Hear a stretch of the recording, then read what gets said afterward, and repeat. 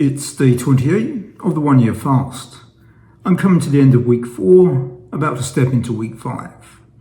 For week 5, I'm thinking I'm going to fast on Tuesday, Wednesday, and Thursday. So I'm going to have a non-fasting day on Sunday and Monday, fast Tuesday, Wednesday, Thursday, and then complete the week on non-fasting. So I'm looking forward to the 72-hour fast next week. This week it's been had some trouble with the new ketone reader, not really discerning that ketosis state that I'm hoping to achieve. But hopefully we can take some more readings next week after the 72-hour fast and maybe get a more expected reading on that ketone reader and really see some good ketosis. So coming to the end of week 4, and then we can look at all the data and we can hopefully make some discernments around credibility of fasting on this type of protocol. Is there value? Do you see some positive markers? Or in reverse, do you see some negative? I did mention that during the 1 year fast, I would take moments of reverie and reflection and just share a personal point of view. And I thought I'd share my personal mantra. I'm sure we've all got our own mantras in life, our own life mantras. And mine is really, really simplistic. It is be balanced, be balanced, be balanced. Of course, we've all got predispositions, we've all got points of view. However, that should not stop us from listening to others with counterpoints of view. Be balanced. Try to empathize. Not necessarily change your point of view, but at least listen to a point of view. And then balance yourself. Be balanced through that process. Try to come out of the conversation or the thought process of just being balanced. I try my best to do that. Of course, invariably fail, but I do make every effort that I can to follow my life mantra of being balanced. I often think about, what can negatively impact being balanced? Because I want to be aware of those factors that can negatively impact my life mantra. And one thing that does concern me on an often basis is dishonesty. That I feel can really impact balance.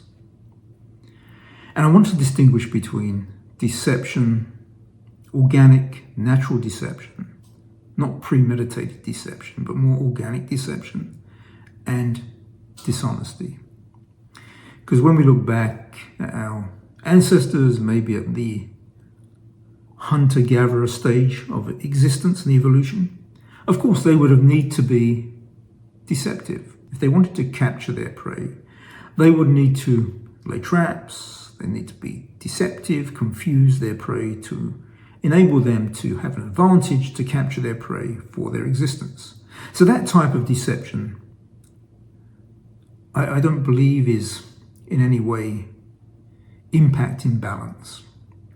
What does impact balance is probably the more modern dishonesty that is probably more prevalent than we want to see as normal people in our society.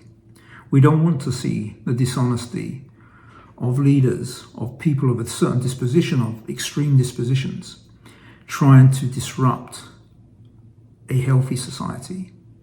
We don't want to see these individuals take advantage and oppress other members of society with their manipulation, their dishonesty. We don't want to experience that. It is truly a flawed moral characteristic that is not acceptable in our world. And we, as normal, average people, need to surface and shine a light on that dishonesty wherever we can. And this kind of leads to another thought in my mind that just it's nagged me for decades. And that is, why do we not have decent people in leadership roles within politics? It seems whenever we look at politicians, they're invariably got an agenda, they're corrupt, they follow a certain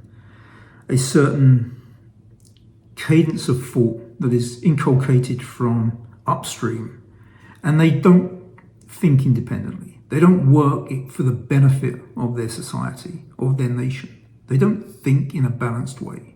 And that really confuses me. Why don't we have more, and let's face it, the vast majority of the people in our society are decent, honest, hardworking, caring people. They want to see the best for themselves, their family, and of course, by virtue of that, the wider society, because if the wider society functions as a harmonious unit, we all function well together. So any balanced person wants to see that. And I know there are the vast majority in our society that are truly decent people. So why do so many of these renegades, so many of these dishonest, morally flawed individuals come to the surface and take those roles of responsibility and leadership within politics and government? I'd love to see some surge, some big endeavor that tries to encourage more normal, balanced, honest people to step into politics. Perhaps one of the reasons we see so many unhealthy, morally unhealthy people in politics and leadership roles is because we're used to that historically. When we think about monarchs invariably, not just historically, but in a contemporary environment, are probably some of the most dishonest people in society. And maybe that template is what sets the bar and the footprint for politicians. Perhaps. But yeah, I'm going on a bit of a rant, so I need to kind of back off because I don't want to be controversial. I just want to kind of share a point of view. And again, my personal mantra, and I'm sure every one of us, even if we don't know it, has a personal mantra. My personal mantra is be balanced. And I'd like to see a bit more balance in the world. Not so much manipulation, extreme leanings, but just a empathetic, honest, firm balance. Hey, maybe.